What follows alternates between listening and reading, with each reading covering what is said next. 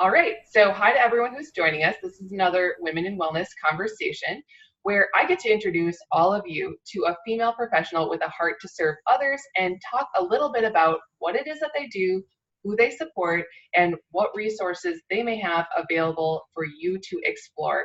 I'm Britt Reuter, and I'm a functional medicine nutritionist serving women experiencing gut issues, hormone imbalances, and autoimmunity. I run an online virtual clinic from my home in the Boston area, and if you want to learn more about me and what it is that I do, you can visit my website at www.brittreuter.com, or you can find me on Facebook or Instagram at Nutrition Brit. Today, my guest is Carie Perrino. Carie is a registered dietitian with a bachelor's degree from University of Missouri. She has been practicing functional nutrition for the past 5 years in her company, Feel Good Nutrition, LLC. The company had started to help people with irritable bowel syndrome, or IBS, resolve their symptoms and feel good for life. Carie had been struggling with IBS for 10 years, and when she resolved her own IBS in 2 weeks with the help of food sensitivity testing, she felt it was kind of a no-brainer to start a company to help others. Quickly, the company evolved to helping all people with chronic inflammation, from arthritis to autoimmune disease to IBS. And most recently, Carie made the decision to go back to school and is currently in Naturopathic Medical School at Southwest College of Naturopathic Medicine and is seeing patients part-time. I am so excited to have her here. Welcome, Carie. Thank you, Britt. I'm excited. So let's just jump right in. Tell us a little bit about your background. You've practiced as a registered dietitian, an RD, and food sensitivity specialist, but now with this recent decision to go back to school to be a doctor, tell us what went into that decision too.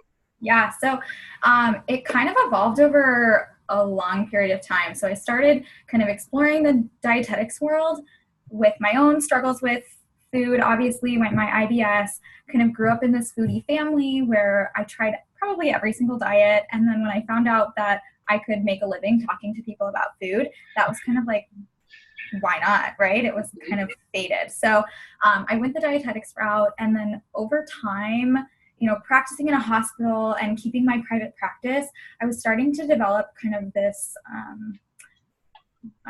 these like conflicts with how I thought I should be practicing and how it was practiced, how dietetics was practiced in a hospital. So I was feeding patients, what I was considering very inflammatory foods, and encouraging them to drink Ensure and all of these things that I didn't necessarily believe in. Yeah. So I had a conversation with my manager, like, I just can't do this anymore. I don't know how can I make this work for me? And she told me that she agreed with where I was coming from, that hospitals are based on patient satisfaction, like how they're reimbursed is based on patient satisfaction. So the menu and making sure that it, made patients happy was very important versus teaching somebody that just had heart surgery or is coming out of, some major illness, how to eat in a healthy way. And I just, I couldn't really vibe with that. So I left the hospital world and continued my private practice. And then I got a job working at an integrative clinic in Arizona. So a branch of MD Anderson Cancer Center based in Arizona. And I worked in their integrative clinic with an integrative and functional medicine practitioner, 2 acupuncturists, massage therapists, and then one of our doctors did like Ayurvedic medicine. So I was kind of surrounded by my people, practiced in a very holistic way and made recommendations that I would have been recommending if I could, were able to. Yeah. And, as I was thinking about all of this, as a dietitian, I kind of reached that glass ceiling pretty quickly. Like, I love seeing patients, and the next move in the clinical world is to be a manager. And that's not really where I wanted to go. So I started exploring, advances in my career and started with PA school, took all of my prerequisite classes, applied to PA school for 2 years in a row, and didn't hear back from the programs, and it was very discouraging. Like, I didn't even get a no. Great Radio silence. Give me something, please. But they didn't, it was like I was being treated like a number and I didn't appreciate it. So I went in to go talk to one of the program's administration people, and they told me that because I was a dietitian and because I wrote my essay about how I saw food as medicine, they didn't think that nutrition was a vital part of healthcare, and being a dietitian was my downfall. And I lost it. I lost it. That's shocking. That's like, I mean, something that I think a lot of people are going to be really stunned to hear. Yeah. Because a lot of people are commenting on how, little training, doctors get in nutrition, and how nutrition can be such a powerful tool. Right. So it's interesting to hear like the acknowledgement from schools that actually turn out doctors and, other healthcare providers within that system saying that they're not even open to it. Right. So I think I feel like a lot of these programs are kind of like stuck in the dark ages with continuing how they were training people 20 years ago. And medicine and nutrition and, people's expectations, consumers' expectations are changing, and more people are demanding nutrition. And so the PAs that I had been shadowing before I applied were all really excited. They were like, you're going to work in primary care and you're going to be able to help people with diabetes and heart conditions and all of these things, avoid statins and delay their medications and, do what you can. And they thought it was wonderful. So I went into this interview thinking that I had a leg up. Like, I was like, oh, I'm going to be like, this is going to be great. Right. They're going to love me. Yeah. And it was really the opposite reaction. So I was a little shocked. Their recommendation. So when I had asked them, what do I need to do for next year? What would you recommend? I really want to be here. And they said, quit your job as a dietitian, become a medical assistant or a CNA, and show us what you're willing to give up to be here. And I just, I had said to the guy, so you're asking me to give up everything that I believe in. And he said, yes. Wow. We want you to work full-time as a CNA or medical assistant, work part-time as a waitress, to make up the money, show us that, you believe in medicine and that medicine, made a big impact in your life. And I was like, but I see food as medicine and it has made a big impact in my life. Yeah. A huge impact in my life.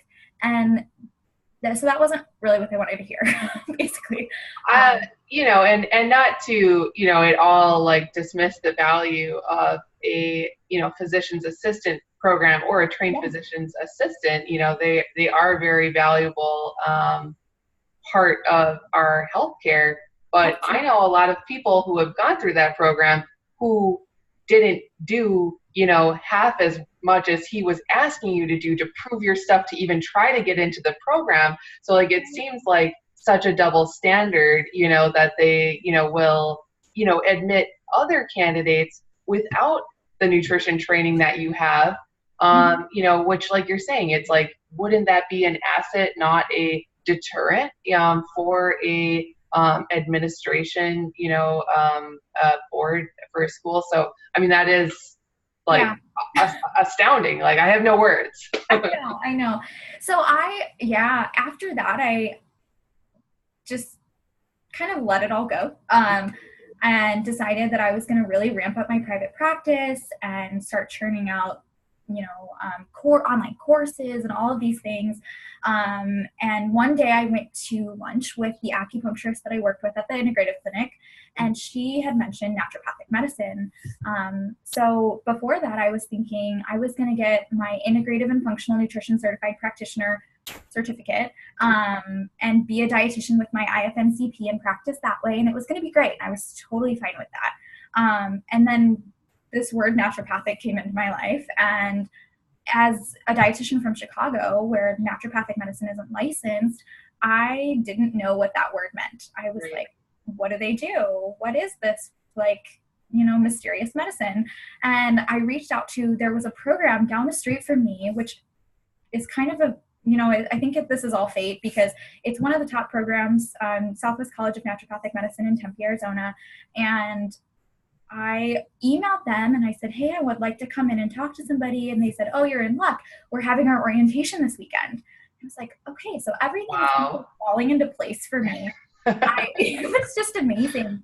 I went to the school and everybody that was there was so friendly, which is opposite of my PA school interview experience where nobody wanted to have a conversation. And I made a lot of efforts to be like, oh, what's your background and where did you come from? And I wanted to chat, and nobody wanted to talk to me. It was like very cutthroat and silence and, uncomfortable almost. But this experience at the naturopathic school, I was like, wow, why is everybody talking to me? Like, this is weird. And we went for a tour and they had a botanical garden in there. Oh my gosh, that's so cool. Right? So we were like picking off flowers and eating them. And like, I was like, you are beautiful and I love this.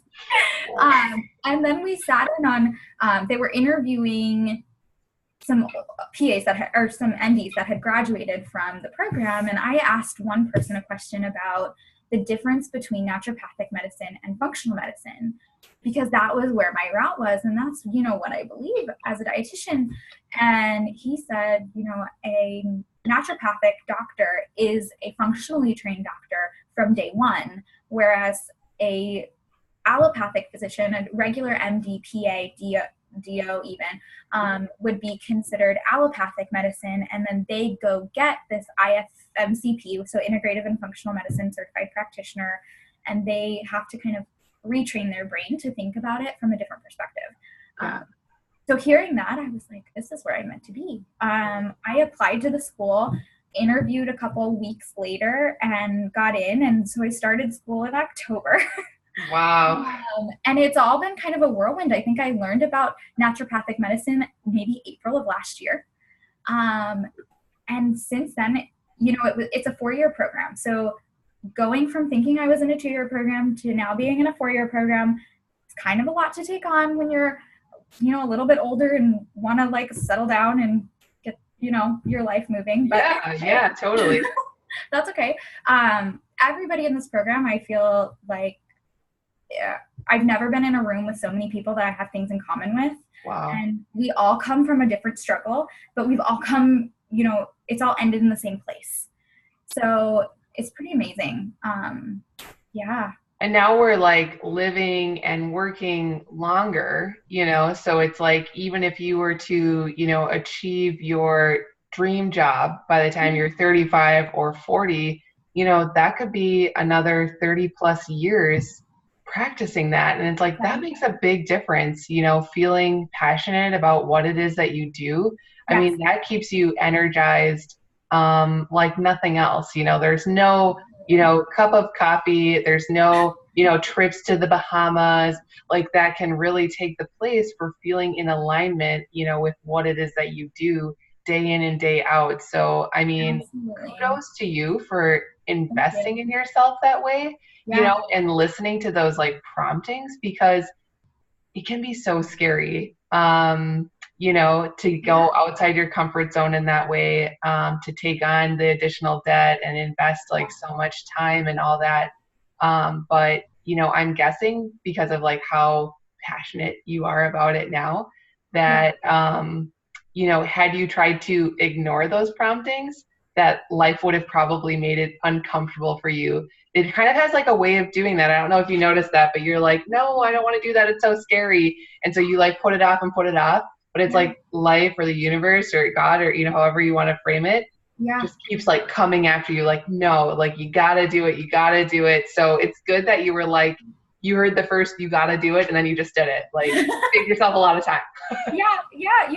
I for a long time, I thought PA was this thing that I had to do. And then when I got the news that I did get, I was like, okay, time to reframe this. And I had 2 other routes, one other route I was considering, and then another door opened, and I was like, okay, I might as well explore this, right? It's not going to hurt to go, nothing bad is going to come from it. Ask the questions. Yeah. Exactly. So, it's just been, I don't know, it's just been a miracle. I think that to have everything kind of fall in line like it does, I think, following what the universe has laid out for you and putting that out there. I have been very into like manifestation and talking about, if I'm taking clients and what I want from the world, and slowly but surely these things are falling into place. And I think it's that consistency and being very open to talk to people about, my journey and their journeys and hearing people's stories and all of this stuff that's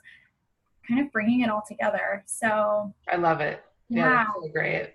No, that's awesome. And I mean, it's such a good story too. So I really appreciate you kind of sharing that with us, because I feel like, it's one that's been like a similar story that some of these other conversations that I've had, a couple of other women have shared, where it was like, I literally cannot face like, showing up to the clinic and, practicing in a way that's outside of integrity for me personally. Right. And you see that a lot. I mean, there's a lot of stats that are showing now that like over 50% of doctors, are considering changing their career, so it's so important to do, like we said, like what it is that you care about. And so I'm so glad that you did that. Yeah. Thank you. Yeah. Thank you. So, what is it about naturopathy that most attracted you to that profession versus, we talked about the PA program, that door kind of closing on you, but I mean, you're a smart person, like you got into a doctorate program, like there's a number of other, like standard, Western medicine and more, alternative medicine programs that you could choose from. Why did you choose naturopathy? I think as a dietitian and kind of as I was developing my practice, the most important thing to me was treating the whole person and to be able to get to the root cause of something. But as a dietitian, I don't necessarily have that freedom all the time. I can't treat, prescribe, and really follow somebody throughout their whole practice, or like throughout their whole journey. Right. And that was something that I was really craving. So PA school was going to do that for me in a way, allow me to treat somebody and follow them and be their primary care and be the person that they come to with any issues. And outside of nutrition, kind of teaching the body to heal itself in that way. So obviously the PA world didn't want that. So, but the naturopathic world, sorry.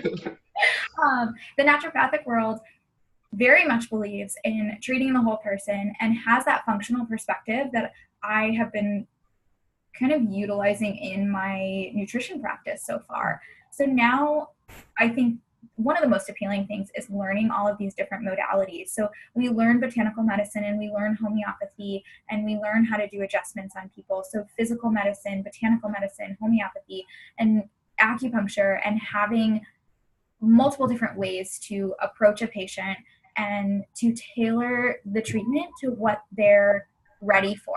Not every person that I see for nutrition consultations is ready to change their whole diet. That's a big undertaking.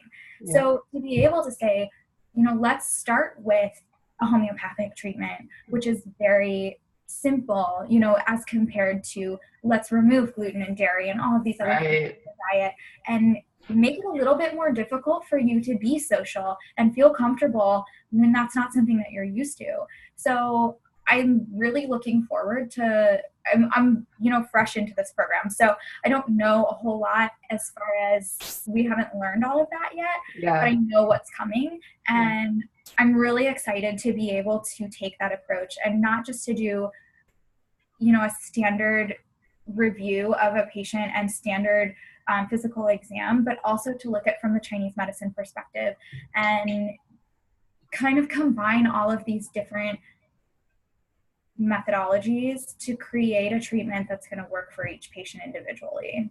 Yeah, you've just like radically increased your the tools in your toolbox, so to speak. And it's like the amount of customization that you're going to have access to, has just increased exponentially, compared to, maybe where, like you're saying, like with the nutritionist, where it's like you start with like, how can we get the gluten, out of your diet because you're reacting to it.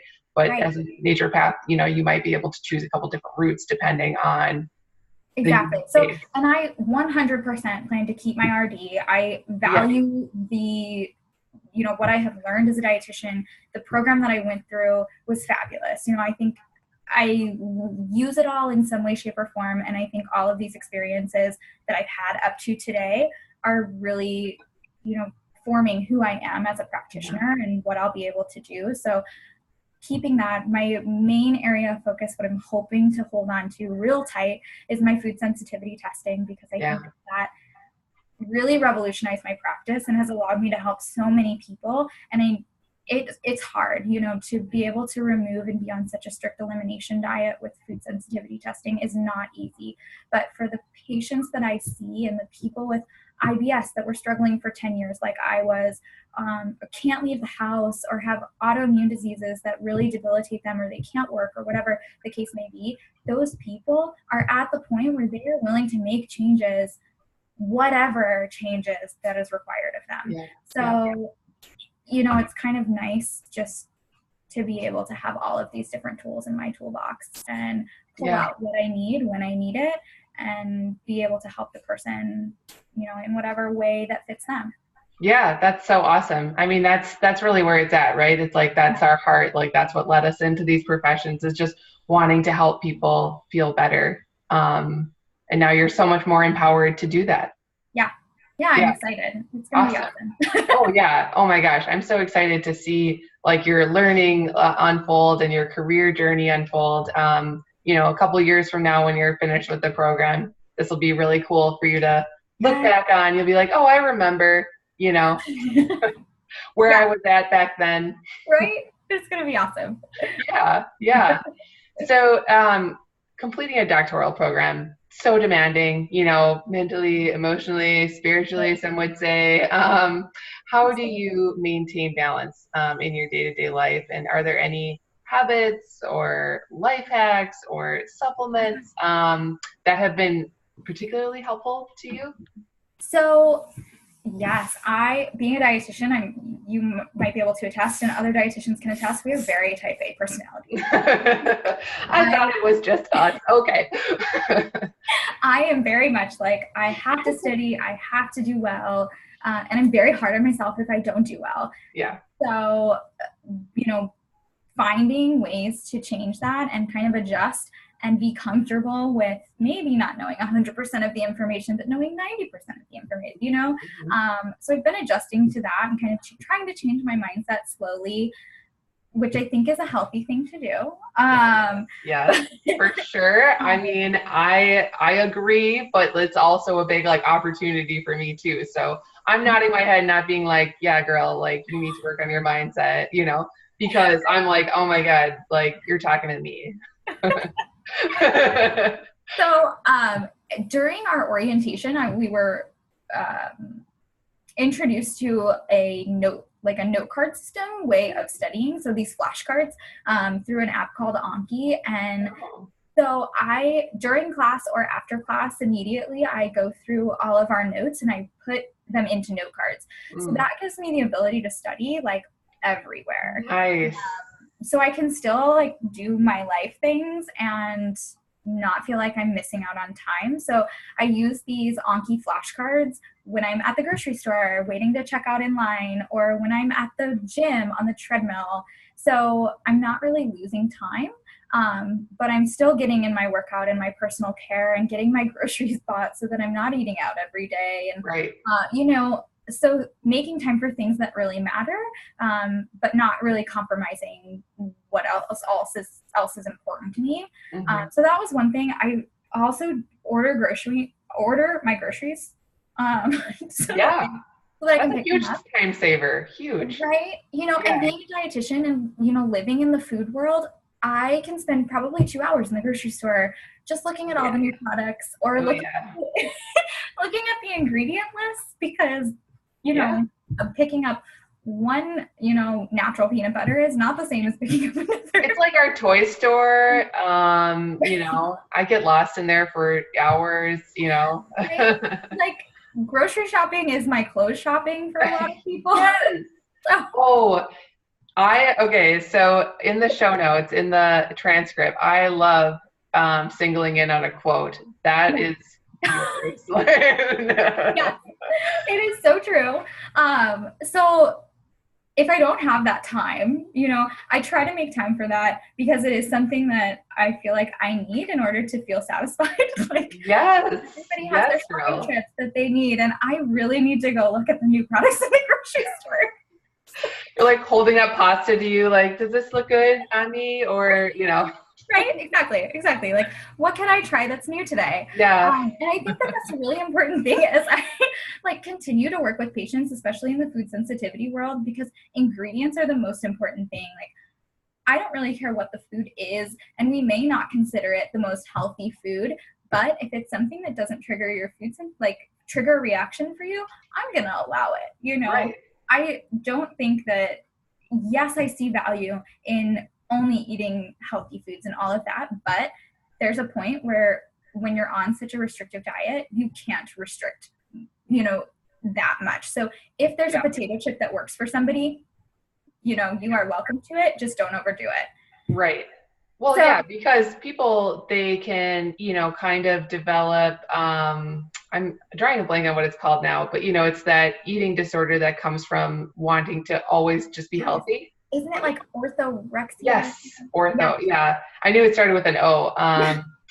So like, yeah, being too fearful of food, and feeling like you need to be perfect, which, obviously like is something that we struggle with. Right. That's not healthy either. It's like mindset matters. Like you can't put all of your, eggs, so to speak, into the food restrictive basket and ignore stress management or sleep or, like all those things. It's like they all equally matter. And I just love that you kind of have that like a little bit more like relaxed. It's like, hey, take the pressure out of it. We're going to avoid your reactive foods so you feel better. But, this isn't like I'm the food police now. Exactly. So I want to find things that make it easy because, talking about sleep and stress, if you have to make everything that you're going to eat, meal prep everything, hummus, and if you make your own potato chips and all, make your own crackers, I can't even imagine. Like, yes, that would be the perfect world, right? But you would be spending all your days doing that. You'd be up late, and then not to mention having a family and having to, make food for all of them too. Yeah. That's a huge undertaking. So I feel like, we're doing everything we can to help you avoid your symptoms. The least we can do is make it a little bit simpler. Not everybody's used to eating food that they make from scratch 100% of the time. And most of the people that I work with aren't used to that. They're busy moms or they're, working dads and working moms or children in high school. And, you got to find something that's going to work for me. Otherwise, it's just not realistic. So anyway, being at the grocery store is a big, it's a big part of what I have to do, in order to feel like I'm ready to see patients and make those recommendations. So I do try to make time for that when I can. We are big meal preppers, so I really like eating leftovers. So I meal prep, a couple meals, maybe 2 to 3 meals a week, and then we feed on leftovers for lunches and dinners. Otherwise, or it's kind of like, fend for yourself and, eat snacks for dinner. Cold cereal again, I guess. Right? I know, it's terrible. But sometimes necessary, especially in weeks that we have exams. I think one week that wasn't even finals, I had 5 exams or 4 exams and a practical in like 2 days. Oh my gosh. Oh my gosh, don't even talk to me. Like, I don't have time. Not making dinner, don't have time for that. So dirty hair, no food, like don't care. So yeah,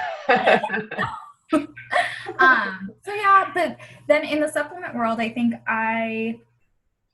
the first quarter of school, I got really sick at finals week. And I think it was, the lack of sleep because I was up all night, and not all night, but a long time. And I was very stressed out. It was my first quarter. I'm like, I have to do well. This is going to shape, the rest of my 15 quarters. No pressure. Right? Exactly. So I was up really, really late, and I really wanted to do well. And that stress and taking all of that on made me really sick. And that was a struggle, but I've started taking so I've always taken like a multivitamin and a fish oil, probiotic. I try to take my vitamin D, even though I'm here in Arizona, most of us are deficient. So Wow. who knew? And then our botanical medicine club makes elderberry syrup. Oh, It's like this magical syrup that makes yeah. everything better. So great. So I bought their elderberry syrup, and I take that especially at times where we have exams, it's really particularly stressful weeks, to try to avoid any kind of like downfalls in my immune system. Yeah. So those are probably my big things. And then melatonin, box flower essence makes this melatonin. They're gummies, and I'm not like a huge gummy person. Okay. But I've taken a liposomal melatonin that's like under the tongue, and it made me very crabby. And it kind of like changed who I was. It changed my personality, and I was kind of very freaky. Wow. Yeah. So this flower essence, box flower essence melatonin is very mild, and I can take like half a dose and get a really good night's sleep. Yeah. And kind of be refreshed for the next day. And over the weekend, I take a full dose and I sleep like 10 hours, and it's really nice. Oh, that sounds wonderful. So I think making time for all of that.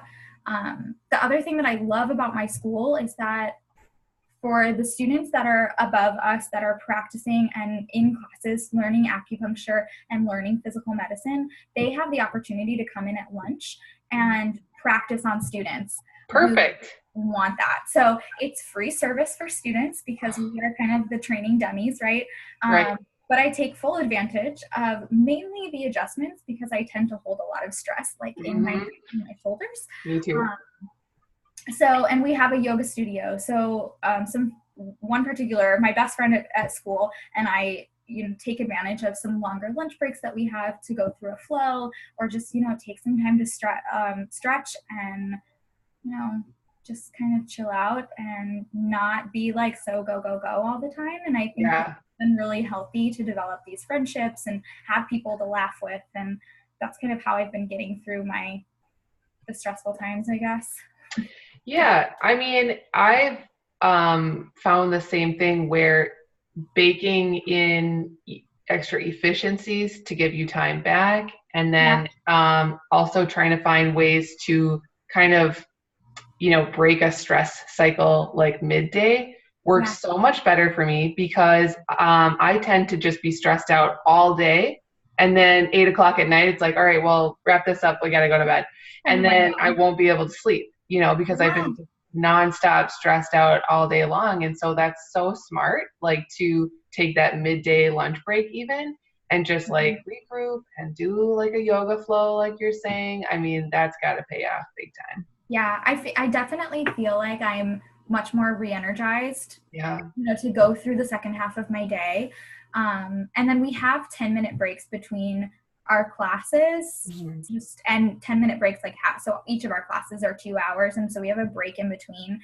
And almost all of the people in my class take that time to walk up and down the parking lot and to get some fresh air and be outside and kind of not talk about school and talk about something else. Good. So we really value those breaks and that the school gives us in order to just kind of regroup and process what we've learned in that hour so that we can move forward and continue to learn something else. That's so cool. I love it. It's such a good reminder, like as a practitioner, to practice what you preach, where it's like, we're always telling clients or patients to, manage stress better. And so I just love that, in this very stressful, time, season in your life, that you're really looking for ways to implement that. And I think that's just such a good example. Like you're being such a good role model to people.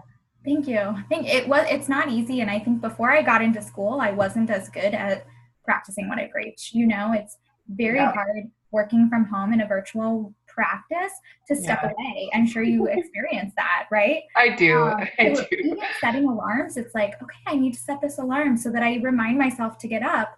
And then that alarm comes and you're like, but I'm in the middle of something. You got to commit. Yeah. Exactly. Like, committing to yourself and that self-care is so important so that you can be a better practitioner for your patients and your clients and really pour into them everything that you have, while still taking time to reserve that for yourself, that time for yourself, so that you can rebuild yourself. I joke with my husband sometimes, and I say that like I'm like the worst boss or the worst manager that I've ever had. Like, she is relentless. She makes me work through every single lunch break. She's like, check it, making me check Facebook and Instagram at 6 a.m. And it's like, I don't put it away till like 9 or 10 at night. Like, she is a real piece, Yes. Yeah. And we tend to be very hard on ourselves, I think, compared to how it would be to work for somebody else. Working in a private practice by yourself is like, all right, I'm holding all the slack, I've got to do all of this stuff because nobody else is going to do it. Right. So, yeah. Oh, well, I feel like maybe this is just like a good, time to insert that, if you're someone who needs permission to set better boundaries, in your schedule, to be a little bit nicer to yourself, like me and Carie grant you the permission. Absolutely. You need that. You have that. Yeah. Redeem that, Exactly. This is redeemable for like a lunch break and a normal bedtime. You got it. Right. I know. That's great. Yeah. So, if people want to follow your journey through naturopathic school, if they want to, connect with you through your nutrition website, where are some places where they can reach out and connect? So Instagram is probably the best place. I'm not really great at posting because I feel like I've just got so much going on, but I try to get on live, try to post like some stories and things like that. My Instagram is @feelgoodrd. And then my website is www.feelgoodnutrition.us. So you can contact me on there or contact me on Instagram, and I'd love to talk to anybody, especially if you're struggling with food sensitivities. That's my right. Oh my gosh. Yeah, that's your jam. Yeah. I think, I'll be able to link to those in the transcript too. So if there's any uncertainty about, connecting, then people can just reference that and shoot right over and follow you on your journey to be a doctor. This has just been so fun. Oh, sorry. Go ahead. No, you're fine. Okay. So this has just been so much fun, though, I was going to say, and I've just really enjoyed getting to know you better and learning about your journey and everything that you're trying to accomplish right now. So thank you so much for joining me here today. Absolutely. Thank you for inviting me. And I'm excited to see your journey unfold also, and how this is going to blow up, because everyone's going to love it. Yeah. I think it's so great that you're interviewing women in wellness specifically so that we can all band together. And I think it's important to build this network of, female empowerment and, to realize that we're all there for each other. It's not this competition. Yeah. So, and I know that we've talked about that. So yeah, that's totally my heart. So I'm so glad that resonates with you. And I can tell it's like really picking up momentum with other women as well, which is great because, that's exciting. This is like the manifestation of collaboration over competition. And I think that it's something really important that we need right now. Absolutely. Yeah. Well, it's been a pleasure to have you be part of this Women in Wellness community. So, welcome and thank you again so much. Thank you, Britt.